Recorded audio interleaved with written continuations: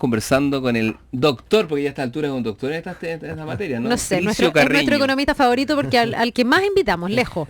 Hay deudas de Navidad, por cierto, algunas absolutamente innecesarias, ¿no? Como la que yo en la que voy a incurrir, porque acabo de ir con mi hijo pequeño a un lugar de solo artículos navideños, que lo recomiendo, que a Manuel Mon, Carla, no me acuerdo el número, pero es pasadito el Tabeli de Manuel Mon. Sí. ¿Tú lo conoces? Sí. ¿Has ido? Es que no he ido. Mi señora me ha dicho. Bueno, tu señora no solo te ha dicho, se va a endeudar también. Porque hay unas cosas maravillosas. Parejo. ¿En serio? Porque es divertido, porque en general yo creo que las mujeres somos mejores administradoras. Acá, pero en la casa es que esa es la pregunta. Lo tienen endeudado igual. Esa es la pregunta. Que economista y todo, te apuesto que igual la mujer es más disciplinada. En una entrevista anterior lo hablamos. Me dijiste que era un mito. Sí, ahí yo ordeno. Gastamos los dos. Tú ordenas. No, yo, mira, vi un pesebre. No voy a dar el precio porque me parece un poco obsceno para un pesebre. Pero me pareció maravilloso y creo que lo voy a comprar. Una deuda absolutamente innecesaria, por supuesto. Ya, oye, vamos al grano. Y tú le habías dejado plantear una pregunta a Sergio antes de la pausa. Sergio me estaba contando la historia del DICOM y en el DICOM me dice que el año 2011 se produjo un condonazo grande, una condonación, un perdonazo. Un borronazo. ¿De cuánto fue eso? ¿A cuántos benefició? ¿Desde qué monto se perdonaba y cuántos siguieron vigentes igual en DICOM? Sí, este borronazo fue para personas que tenían deudas menores de 2,5 millones y con eso se limpia el sistema, que hay hartas críticas de que obviamente, y un poco de la pregunta anterior de qué pasa si uno está en DICOM, no puede pedir crédito, no tiene acceso a endeudarse, cosa que en algunos casos puede ser muy buena, pero en otros casos también limita a adquirir cosas que son importantes en muchos casos. Y lo otro es que hasta incluso en algunos trabajos, si uno está en DICOM, no puede pedir pega finalmente, entonces también lo limita en muchos casos a la gente que está en este sistema. Y ese borronazo eliminó a todas las personas que tenían deudas menores a 2,5 millones. No tengo la cifra exacta de cuánta gente fue, pero lo que ha ocurrido es que a partir de ese borronazo, paulatinamente desde el año 2011 a la fecha, se ha ido reincorporando gente que ya había caído en DICOM en su momento. ¿Qué podemos desprender de eso? Que bueno, la gente que quizás no paga y no paga bien, probablemente es difícil cambiarle su hábito. Y también ocurre que obviamente por la situación económica y un montón de factores también se va incorporando otra gente a este sistema. Nos lleva, yo no me acuerdo, pero leí en algún lugar la cantidad de gente que está endeudada, que está en DICOM, que tiene un sueldo menor a los 500.000 pesos. Y era mucha gente. El Entonces, 80%, Carla. El 80% no me acuerdo la cifra, por eso si ustedes se la saben, me encantaría que la den, perdonen, pero ya hasta ahora la neurona no me hace recordar todo.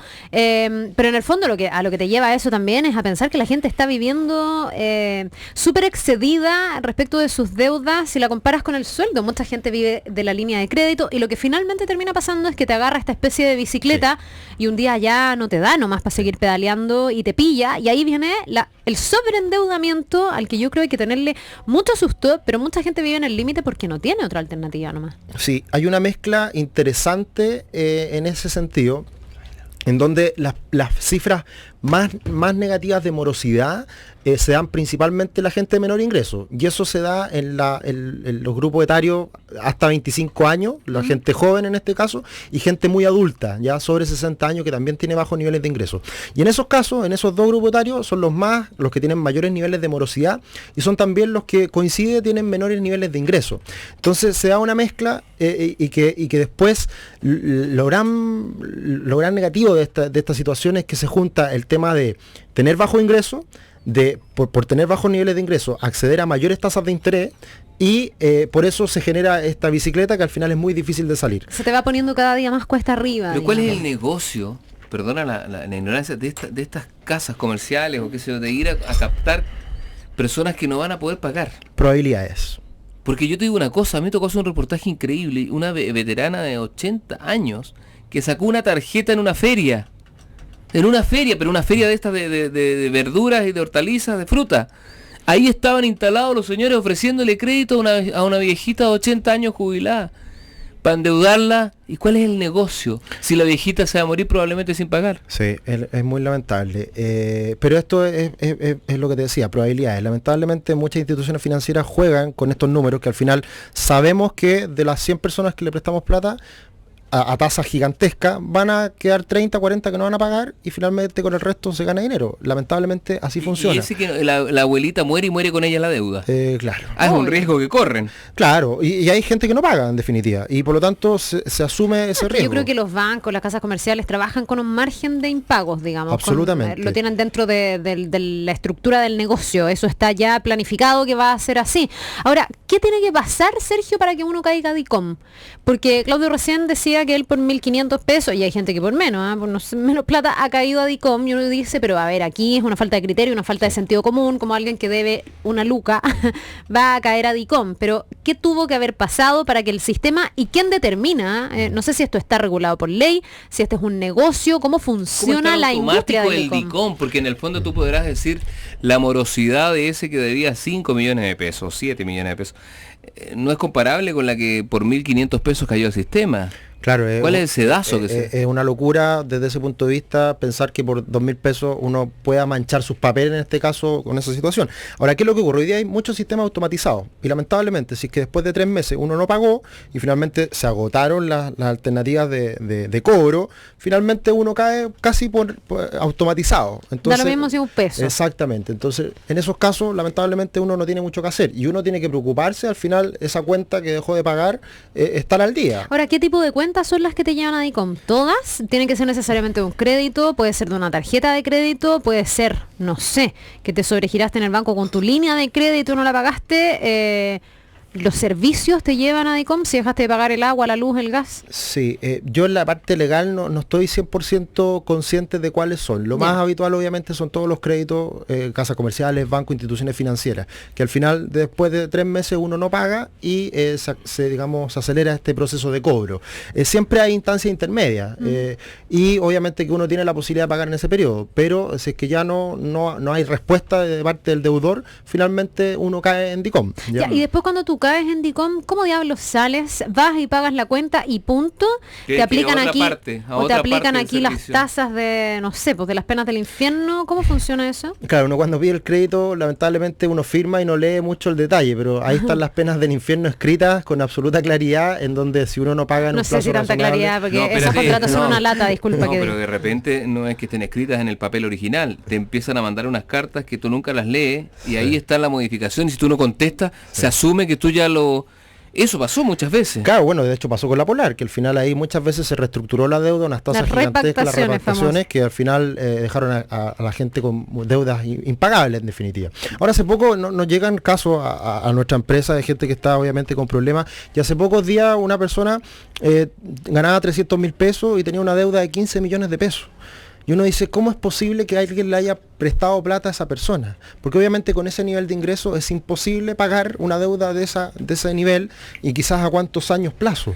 Y claro, ¿cuál es la respuesta? Había detrás una propiedad. Entonces finalmente el banco, la institución financiera, accedió al crédito gigante, sin posibilidades de pago, pero había respaldado detrás una propiedad. Y eso es lo que lamentablemente... Que a esta altura ya la perdió la casa. Y a veces eso de la propiedad, justo que nosotros con Claudio estábamos en estas cosas de comprar casa, yo recién me enteré que a veces los bancos te ponen una cláusula, uno ni se fija porque uno estas cosas no las sabe, cuando ponen tu propiedad como garantía total. Y yo no sabía que esa figura existía, porque lo que yo entendía era que si tú dejabas de pagar el dividendo de tu crédito hipotecario, finalmente te podían embargar tu casa porque en el fondo no cumpliste con el crédito que tú pactaste.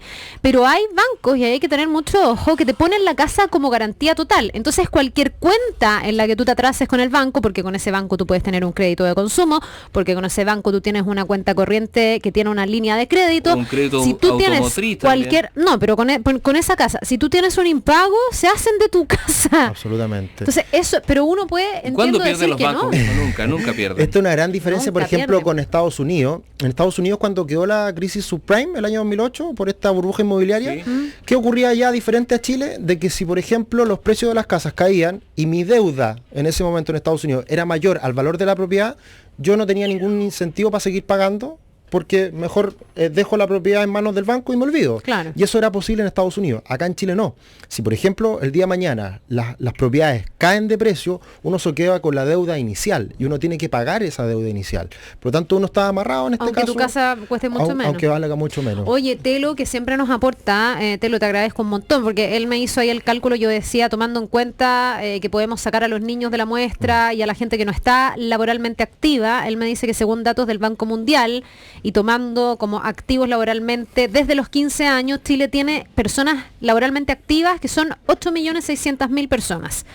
Y ahí estamos diciendo 3.800.000. O sea, tenemos... Y ojo que hay un dato más interesante. ¿Sí? Hay 10.877.000 deudores. Es casi el 50%. Más que los laboralmente activos. Exactamente. De acuerdo a ese dato, si es así, tenemos más deudores de los laboralmente activos. Y esto activos. Es por una cosa de arrastre, porque podemos tener gente que a lo mejor trae deudas de antes. Que lo que pasa es que ahí tenemos a los adultos mayores y a los jóvenes que todavía no salen de la universidad. Entonces ahí aumentamos la masa de deudores. Menos mal que hubo un perdonazo hace 3 años, 4 es que lo que pasa es que aquí estamos hablando de los deudores, que es diferente a los morosos. Los morosos hoy día son estos 3.800.000 y algo. ¿Ya? Los morosos son los que al final tienen deuda y no la han pagado, pero deudores es mucho mayor. Oye, deudores, pero un deudor está al día. Claro, exactamente. Va pagando religiosamente lo que le corresponde. Exacto. Me dice Antonio Osorio, ¿por qué existe DICOM? Me dice él, ¿no sería mejor un sistema en línea comercial donde que si tú no pagas y no te den en el fondo crédito en ningún otro lado? Porque hoy día pasa que hay instituciones que no tienen en línea la información. Solo pueden ver este registro del DICOM, pero eso ya es un poco tarde porque uno ya está hasta las masas, digamos. Si antes se pudiera tener esa información en línea, probablemente lo que podrías hacer es restringir mucho más a quién le das crédito. Ahora, me dice otro auditor, y yo creo que tiene razón, me dice, al retail no le interesa vender productos, su ganancia claramente está en el endeudamiento y las comisiones usureras del sistema. Y por ahí puede ir la explicación, digamos, que en el fondo, esta persona está un poco endeudada, pero si se endeuda un poco más, el interés que yo le voy a cobrar va a ser más alto, voy a llegar al momento de hacerle una repactación, esa repactación va a ser por más plata y cuando ya la máquina esté muy encima, esta persona probablemente me va a empezar a pagar, así tenga que embargar la casa y yo voy a ganar más. Mira, ¿Así está configurado? Es un poco así. Una pequeña historia, el día del niño, no me acuerdo cuándo es el día del niño, pero hay en agosto. Y por eso hay que educar a la gente, eso es muy importante, porque al final acá el problema es gigante, pero también es importante dar estos espacios para educar y cambiar eso un poco. Ya vamos a hablar de eso. Porque el comercio desatado tiene un día del niño, aparte de un día de la niñez. ¿Te has fijado que son dos cosas distintas? Hay que celebrar las dos y en las dos hay que gastar, endeudarse y comprar cosas. En una tienda iba pasando y ponte tú, había un set de magia y mi hija me dice, papá, quiero el set de magia, la cuestión quiero la magia. Bueno, ya, el set de magia costaba 20.000 pesos en vitrina. Yo no era de esa casa comercial, como te reitero, no uso tarjetas, nunca las he usado y trato de no usarlas nunca. Pero llego y digo, el set de magia, me dice, sí, 20.000 pesos. Ok, saco 20.000 pesos en efectivo, me dice, no, en efectivo cuesta 25.000 pesos. ¿Pero cómo? Es que 20.000 pesos solo si lo compra a través de la tarjeta de ellos, que tenía que sacarla de esa casa. Porque eso te amarra eternamente. Entonces digo, pero es que yo no tengo la tarjeta de esto, yo quiero comprar lo que dice la vitrina. Yo creo que si voy al Cernac yo gano este juicio, pero no podía porque no había otro set de magia. No lo ganas, que no había otro set de magia y mi hija era chiquita, odiosita, se pone a hacer la pataleta típica de ese set de magia que nunca. Yo le dije, ya voy a sacar la tarjeta. Saco la tarjeta para acceder al precio. No, yo ahí pago un poco más. No, pues Carlos, sí, no, porque sacas la tarjeta y la pagas no, porque después se te olvida la cuenta, como ya se te olvidó y caíste a DICOM. No, pero ¿ves que no aprendes? No, pues ahí por 5 lucas pagáis las... Yo prefiero pagar más caro, pero salir de la deuda. Y ahí viene otro drama. Lo que te costó sacar la tarjeta fueron 5 segundos y lo que te costó después eliminar la maldita tarjeta. Sí, terrible. Toda una vida, porque ni siquiera en el mismo lugar, porque yo después quise eliminarla del mismo momento en que la había comprado y me dicen, a mí lo que me llama la atención es que uno por teléfono puede conseguir todo y después para quitarlo tiene que ser todo presencial. Y todo hacer cola de una hora, anda a encontrar algún ejecutivo que te quiera atender, porque es otra cosa. Oye, Sergio, me pregunta uno de nuestros auditores, espérate, voy a buscar el nombre, pero mientras tanto te digo, me dice, no tengo el nombre, pues amigos, pónganme el nombre. Me dice, ¿qué opinión tienes tú y qué crees tú que se podría hacer para que este sistema fuera un poco más justo? ¿Tú consideras que el DICOM es un poquitito injusto? Es que lo que pasa porque que... te persigue esta cuestión. Un poco lo hablamos fuera de cámara delante.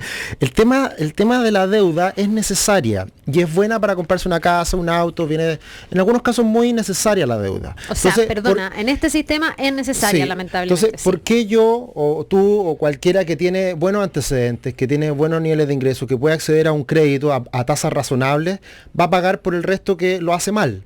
Entonces, bueno, en ese sentido, tener la información y, digamos, distinguir entre buenos pagadores y malos pagadores. Entonces, yo que soy buen pagador, yo quiero buenas tasas de interés. Y eso me premia al no estar en DICOM. Y caso contrario, si uno cae en DICOM, finalmente es castigado por este sistema. Ya, pero Sarco me insiste en si no habrá una manera un poco más justa o que la cancha esté un poco más aparejada, pensando en que la gente no se endeuda porque se quiere endeudar, sí, la gente no deja de pagar porque no quiera pagar, muchas veces porque no puede, exacto, porque ya no da, y porque se tiene que endeudar en cosas básicas para vivir, además de todo lo que uno gasta adicionalmente, porque en Chile, y ahí yo tengo una crítica, creo que está muy desbalanceado lo que significaría el poder educarnos todos en materia financiera respecto de lo fácil que es que te llamen todo el bendito día para ofrecerte cosas que tú no necesitas, pero que si estás apretado financieramente, pucha que son seductoras. Usted tiene un aumento de cupo, usted tiene un crédito preaprobado, usted tiene más plata en su línea de crédito, saque un avance en efectivo, y si tú estás un poco angustiado o un poco desinformado, estás a un clic de endeudarte. Entonces, efectivamente uno dice, bueno, ¿por qué castigar tanto de pronto a la gente y por qué dejar esta balanza tan desbalanceada, valga la redundancia, cuando finalmente incluso el no pagar termina siendo un negocio para ellos, sí, y una catástrofe en tu vida para ti, si es que, sí, dejas de pagar? Bueno, se han hecho avances en el último tiempo. El tema de la tasa máxima convencional se bajó y se decía en algún minuto que iba a quedar mucha gente fuera del sistema sin acceso a financiamiento. Y finalmente no fue así. Se ha reducido un poco, pero por otras condiciones también. Entonces, la rebaja en la tasa máxima convencional es una cosa buena. Otra cosa positiva es el tema del CAE, de que hoy día es mucho más fácil poder comparar créditos y saber cuál crédito es bueno o es malo. Antes no, antes uno le decían, esto tiene una tasa de un 1,5% mensual, y uno quedaba ahí, y eso uno no se daba cuenta que anualmente era un 80% actualmente. Ahora uno sabe que el CAE es algo más fácil para comparar. Ahora hay que educar sobre esto, sin duda, y ahí está, digamos, el desafío. Pero es difícil hoy en día poder hacer un sistema más socialmente pero hay uno posible. Porque hay como un DICOM positivo. Sí, de hecho te lo iba a comentar. Hay una empresa que empezó a hacer Destácame, esto. ¿no? Destácame. No me recuerdo bien el nombre, pero ellos... ¿Cómo opera esa? Lo que hacen es que cuando tú pagas una cuenta, como por ejemplo la luz, el teléfono, tú vas quedando con un buen rating al ir pagando. Y de esa forma te califican positivamente. Entonces tú vas ganando puntos a la medida que vas pagando bien. Y es algo positivo, que sin duda en el tiempo, si es que uno deja un track record bastante amplio, podría ser algo necesario para poder acceder nuevamente al sistema. Si tú ya estás, por ejemplo, en DICOM, que ya caíste en DICOM, no pudiste salir eventualmente y después te comportas bien ante el sistema. Oye, Sergio, tú que eres un estudioso del endeudamiento, este mes, noviembre, será previo a la Navidad o diciembre mismo, ¿es peor que febrero? Pensando en el lo peor es que diciembre está al lado de febrero. Claro, está todo lo que se está junto. Pero está bien, ya, pero... Y febrero está al lado de marzo. Ya, pero espérate, pero en junio nadie gasta ni uno. ¿Cómo que ni uno igual gasta? En junio no. Estás pagando en junio estás pagando las deudas de diciembre, claro, de febrero y de marzo. Porque te endeudaste en Navidad, te endeudaste en el verano y te endeudaste en el colegio. Meses de origen de deuda. O sea, el mes de origen de deuda, sí, para mí es la Navidad, el colegio y fiestas patrias, puede ser. Sí, pero es que diciembre no es lo crítico, porque en diciembre pagas en cuotas. Lo crítico viene más adelante, cuando las cuotas se te juntan todas y tienes que pagarlas. Claro, pero deja que Sergio diga la verdad, si él es el que estudia, Carla, no sé, tú tienes impresión. Si todos pagáramos al contado, claro, el mes más complicado sería diciembre y marzo probablemente, pero claro, hoy día nadie paga al contado. Entonces el nivel de endeudamiento para aterrizarlo en meses, ¿es peor en Navidad que en el inicio del año escolar? Yo tiendo a pensar de que en marzo es más complejo porque no es algo que uno tome la decisión. En marzo uno tiene que pagar sí o sí el colegio, tiene que pagar sí o sí la patente. En Navidad podemos jugar al amigo secreto. Claro, pueden hacerse algunos arreglines en donde se puede jugar al amigo secreto, otras formas de ahorrar un poquito. Oye, vamos a ir a una pausa. Mucha gente nos escribe, les agradezco mucho por sus opiniones. Me dice Roberto Salinas, hay gente que está acostumbrada a estar así. A mi señora la llaman todos los días por atrasos, a mí nunca porque soy muy ordenado. Se parece inmediatamente, Sergio. Un consejo súper sabio. Toda la razón, me dice Catherine. A mí me llegan cartas con avance en efectivo y ni siquiera trabajo. Cariños. Hay que aprender a priorizar y a decir que no. Pucha, que es verdad eso. Sí, pero cierto. Cuesta decir que no. Me decía otro de nuestros auditores, estoy tratando de buscarlo. David me dice lo mismo, en la misma línea, que al final esto depende mucho de la fuerza de voluntad. En la casa hemos decidido siempre, tengamos o no holgura económica, regirnos por un concepto ya olvidado, la austeridad. Si queremos algo, lo pagamos al contado. Esto se trata de comprar productos, no de comprar deuda. Saludos cordiales, David Orellana. Muchísimas gracias a todos por sus comentarios y a través de Twitter también. Jaime Patricio 84 dice, cuando pides un crédito, ¿qué sacas con leer el contrato? Si algo no te parece, no te van a cambiar ni una coma. Y es absolutamente cierto.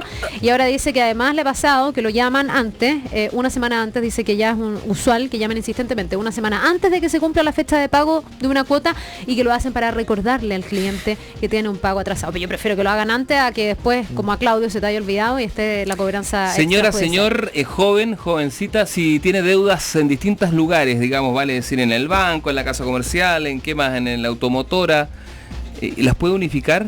Ya, ¿Y va a ganar plata? Déjala ahí. No, va a ganar plata a la larga. No va a ganar plata, pero va a renegociar. Puede ganar tranquilidad. Vamos a ir a una pausa y le vamos a preguntar a Sergio si es que sirve esto de consolidar la deuda, que así se llama, parece técnicamente. Vamos y seguimos. Enamórate del sol. Es tiempo de salir a disfrutar. Esta temporada, ven a Salcobrand y descubre el bienestar que necesitas para cuidar tu piel. Hawaiian Tropic, protector solar Ozono, factor 50 o zanahoria factor 30, 5.990 pesos cada uno. Y con tu tarjeta de crédito Salcobrand, 4.990 pesos